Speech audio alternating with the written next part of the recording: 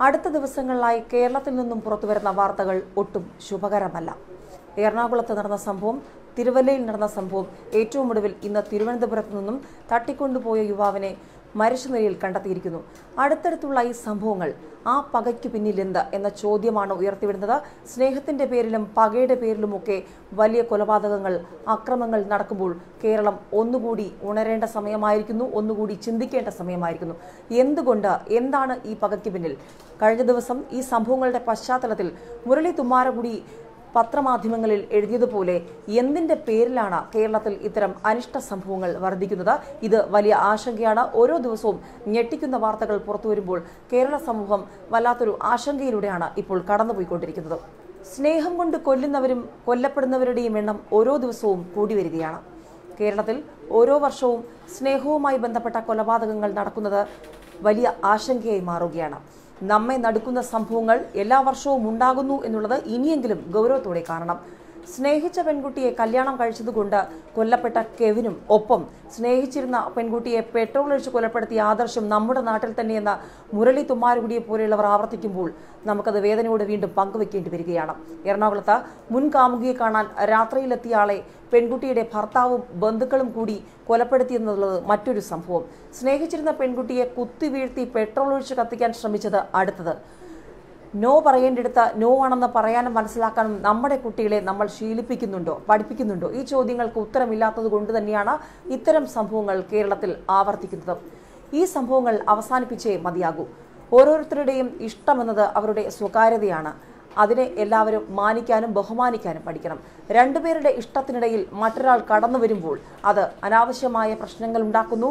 സ്നേഹം പകയിലേക്ക് വഴുതിമാറുന്നു, അക്രമത്തിലേക്ക് മാറുന്നു, കൊലപാതകത്തിലേക്ക് മാറുന്നു, ജീവനെടുത്തുള്ള മരണക്കളിയിലേക്ക് കാര്യങ്ങൾ മാറുന്നു. ഇതൊന്നും ഒട്ടും ഭൂഷണമല്ല.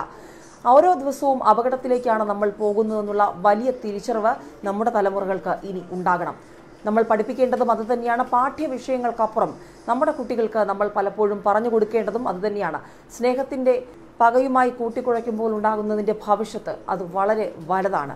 അടുത്ത കാലത്ത് നടന്ന സംഭവങ്ങൾ തെളിയിക്കുന്നതും അത് തന്നെയാണ്. സ്നേഹത്തിന്റെ പേരിൽ ചോര വീഴുമ്പോൾ അത് നമ്മുടെ നാട്ടിന് ഒട്ടും ഭൂഷണമല്ല.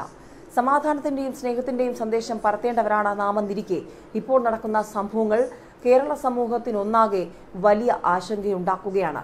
കഴിഞ്ഞ ദിവസം തിരുവല്ലയിൽ നടന്ന സംഭവത്തിന്റെ ആഘാതത്തിൽ നിന്നും ആ സമൂഹം മോചിതരല്ല. പ്രത്യേകിച്ചും അവിടെ ഉണ്ടായിരുന്ന CCTV ദൃശ്യങ്ങളിലൂടെ ഓരോരുത്തരും ആ കാഴ്ച കാണുമ്പോൾ അത് കൂടുതൽ ആശങ്കയുണ്ടാക്കുകയാണ്.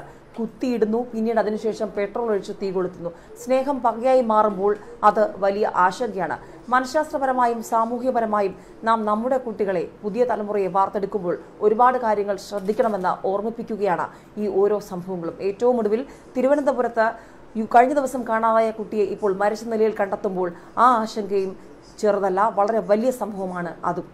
ഏറ്റവും ഒടുവിൽ നടന്ന ഈ 3 സംഭവങ്ങൾ, എറണാകുളത്തും തിരുവല്ലയിലും തിരുവനന്തപുരത്തും നടന്ന സംഭവങ്ങൾ കേരളത്തിൽ ആവർത്തിക്കപ്പെടാതിരിക്കണമെങ്കിൽ താഴെത്തലം മുതൽ വലിയ ബോധവൽക്കരണം, സ്കൂൾ തലത്തിൽ പാഠ്യപദ്ധതിക്കും അപ്പുറം നമ്മുടെ കുഞ്ഞുങ്ങളോട് എങ്ങനെയായിരിക്കണം ഓരോ വിഷയത്തെയും സമീപിക്കേണ്ടത്, എവിടെയാണ് ശരി, എവിടെയാണ് തെറ്റ്, എന്തിനോടാണ് എസ് പറയേണ്ടത്, എന്തിനോടാണ് നോ പറയേണ്ടത് എന്ന തരത്തിലുള്ള വലിയ ഒരു പഠനം നൽകിയാൽ മാത്രമേ, ഒരു വലിയ ബോധവൽക്കരണം നടത്തിയാൽ മാത്രമേ നമ്മുടെ തലമുറകളെ ഈ ഒരു സാഹചര്യത്തിൽ നിന്നും മാറ്റിക്കൊണ്ടുവരാൻ സാധിക്കൂ. അതുതന്നെയാണ് സാമൂഹിക, സാംസ്കാരിക, രാഷ്ട്രീയ മേഖലയിലുള്ളവർ പോലും ഈ വിഷയവുമായി ബന്ധപ്പെട്ട് പങ്കുവയ്ക്കുന്ന ഏറ്റവും ഒടുവിലത്തെ പ്രതികരണങ്ങളും.